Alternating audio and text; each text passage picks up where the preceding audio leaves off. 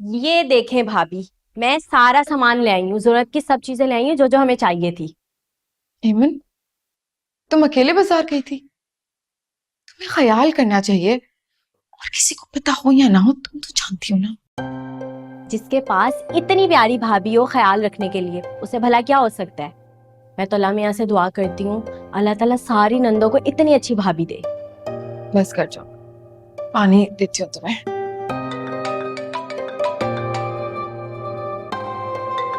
मामा का फोन।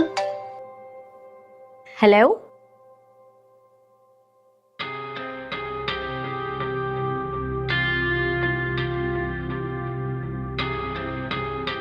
बिस्मिल्लाह। क्या हुआ? तुम इतने परेशान क्यों? लगता है भाभी मुझसे ना बहुत बड़ी भूल हो गई है। मुझे घर से निकलते हुए वकार भाई से मिलकर निकलना चाहिए था। माँ बता रही थी वकार भाई इतना गुस्सा कर रहे थे कि वो मेरे साथ अपने बच्चे को भी ले जाने की बात कर रहे हैं। मैं बस जल्दी से रेडी हो जाती हूँ, अब मम्मा ड्राइवर को भेज रही है। आप प्लीज ये सब चीजें संभाल लें, मैं जल्दी से एहसन को देखूं। हेमन, तुम वापस तो आओगी ना? पूरी रात रोता है, दूध पिलाना होता है इसे। जी भाभी, मैं रात को आ जाऊंगी, आप प्लीज परेशान नहीं हो। चलें, इसी बहाने आपकी भी ट्रेनिंग हो रही है।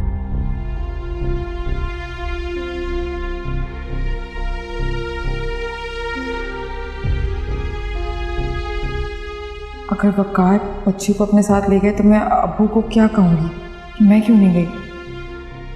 उन्हें तो नहीं पता कि वकार मुझे अपने घर, अपनी ज़िंदगी से बेदखल कर चुके हैं।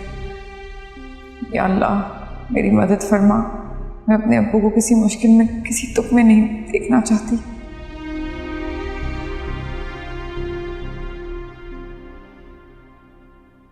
तुम काफी बदल गए, मुझे अच्छा लगा। रियली?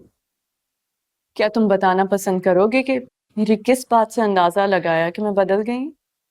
मुझे ऐसा लगा था कि मामा की वो बच्चे वाली बात सुन के तुम बहुत बुरा मानो, आग बबूला हो जाओगी और मुझसे बात भी नहीं करो, लेकिन तुमने ऐसा कोई रिएक्शन नहीं दिया।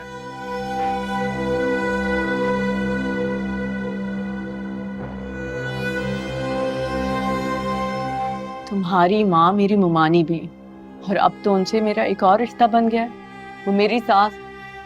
कि यूं समझो मेरी माँ भी है, तो उनके लिए इतना कुछ तो बर्दाश्त कर सकती हूँ। और वैसे भी उन्होंने ठीक ही कहा था, जब तक मैं खुद माँ नहीं बन जाती, एक माँ की तकलीफ को कैसे समझ सकती हूँ। तो फिर बन जाओ ना माँ। परेशान मत हो, अपने बेटे एहसन के लिए कह रहा हूँ। अगर तुम मेरा साथ दोगी और मुझे ये यकीन दिलाती हो कि तुम एहसन के लिए एक अच्छी माँ साबित हो सकती हो, तो मैं अभी इसी वक्त उसे यहाँ ले आऊंगा। मुझे क्या करना होगा जिससे तुम्हें यकीन आ जाए? इसके लिए तुम्हें कुछ कहने या करने की जरूरत नहीं पड़ेगी। बस अगर तुम माँ बनना चाहोगी तो बच्चे की बेकरारी, उसे मिलने, उसे देखने की तड़प खुद ब खुद इस बात की गवाही देगी कि तुम्हारे अंदर ममता जाग चुकी है। तुमने बिल्कुल सही कहा वकार। मैं अपने जज्बात को ठीक से एक्सप्रेस ही नहीं कर पाई। हर सुबह मैं हमारे बच्चे को देखने के लिए, उसे मिलने के लिए मरे जा रही हूँ। बस इसका इजहार उस शिद्दत से नहीं कर पाई कि तुम मेरा यकीन कर लो। सच पूछो तो मुझे यकीन नहीं आ रहा तुम कोई जूदी हो, जैसे मैंने शादी की पहली रात और उसके बाद देखा था। मुझे जिस बात पे गुस्सा था, जलन थी, अब वो बात ही नहीं रही, तो इन बातों का मतलब? मैं बस तुम्हारे साथ खुश रहना चाहती हूँ वकार। सुबह मैंने तुम्हारा बहुत दिल दुखाया और अक्सर मुझे सोच के मलाल होता है। क्या तुम मुझे माफ कर सकती हो? गुजरे हुए वक्त को तो हम वापस नहीं ला सकते, अगर अपना आज तो ठीक कर सकते हैं ना, तो मैं मुझसे माफी मांगने की कोई जरूरत नहीं। तो फिर बताओ, कब चलना है हमारे बेटे एहसन को लाने के लिए? अस्सलाम वालेकुम भाई। वालेकुम अस्सलाम। एमन, कैसी हो? मैं बिल्कुल ठीक हूँ। मुझे इस कदर इमरजेंसी में बुलाकर आप लोग कहाँ जा रहे हैं? तुम्हें अपने भतीजे से इतनी मोहब्बत हो गई है कि अपने भाई को ही भूल गए? पहली बात ये कि आपको बेटे की बहुत बहुत मुबारक हो, और दूसरी बात ये कि वो भतीजे भी तो आपकी वजह से ही है ना, इसलिए उसके लिए मेरी मोहब्बत दर हकीकत आपकी ही मोहब्बत है। अगर फिर भी आपको बुरा लगा तो आई एम सॉरी। अरे नहीं, अच्छा चलो तुम्हारी इस एक्सक्यूज को मैं मान लेता हूँ और माफ करता हूँ तुम्हें। अच्छा ये सब छोड़ो, पहले ये बताओ तुम मेरे बेटे से मिली, कैसा लगा तुम्हें? और सच बताओ किस पे गया? बिल्कुल मेरे जैसा है ना? है ना? बताओ मैंने क्या नाम रखा है उसका? एहसन। कैसा लगा नाम? बहुत अच्छा है। अगर आप मुझसे सच पूछ रहे हैं तो सच सच बताऊं, वो बिल्कुल अपनी माँ पे गया है। कोई नहीं, इतने से बच्चे का पता नहीं चलता, वो बदलते रहते हैं। देखना बिल्कुल वकार जैसा होगा। तौबा है बेफरमान। नवासे को देखकर तो मंसूर ऐसे बदल गया है कि जैसे पहले वो किसी और मंसूर का चेहरा लगाकर फिरता था। सब गिले शिकवे दूर। भाई वो तो खुशी से फूले नहीं समा रहा, हवाओं में उड़ रहा है। अरे यार अम्मा, क्या बात कर रही हो? रवा तबसरा बाद में करना ना। अरे बता रही हूँ ना कि उस बच्चे की वजह से मंसूर बिना माफी मंगवाए बिरसा के ससुरालियों और उसके शौहर वकार को कबूल कर लेगा, और फैसला उनके हक में हो जाएगा और सब कुछ ठीक हो जाएगा। तो फिर हमें क्या करना चाहिए?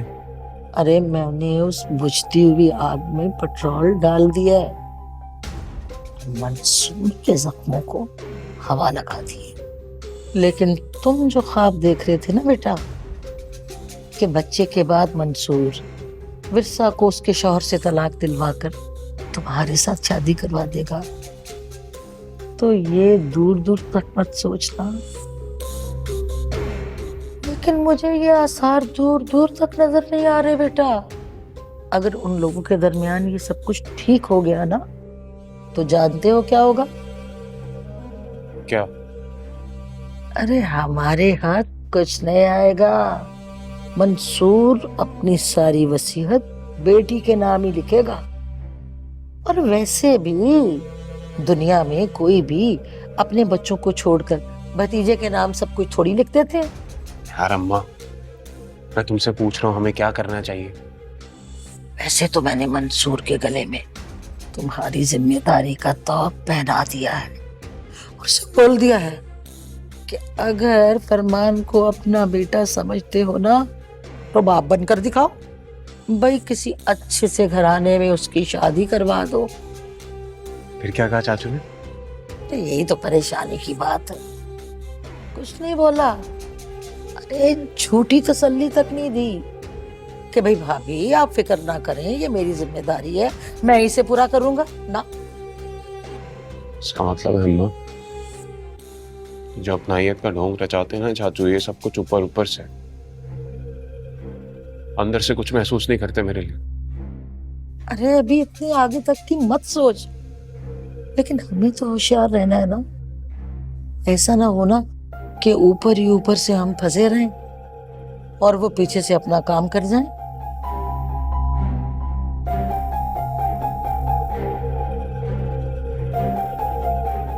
इतनी जिंदगी मैंने ये सोच के गुजार दी कि सब कुछ मेरा होगा, लेकिन नहीं, मैं किसी को भी इससे हट के कुछ करने नहीं दूंगा। वो कमीना वकार अगर विरसा को तलाक दे देना, लेकिन नहीं, इस मामले को लटका रहा है। वो ये सब कुछ करते तो चाचू के पास भी कोई ऑप्शन नहीं हो, सब कुछ मुझे ही देना पड़ेगा। क्यों? खबीस का बच्चा, दूसरी शादी कर ली उसने, खुद मजे कर रहा है, हमारी जिंदगी को इंतजार की सूली पे लटका दिया। कल जाता हूं और डायरेक्ट खुद बात करता हूं उससे।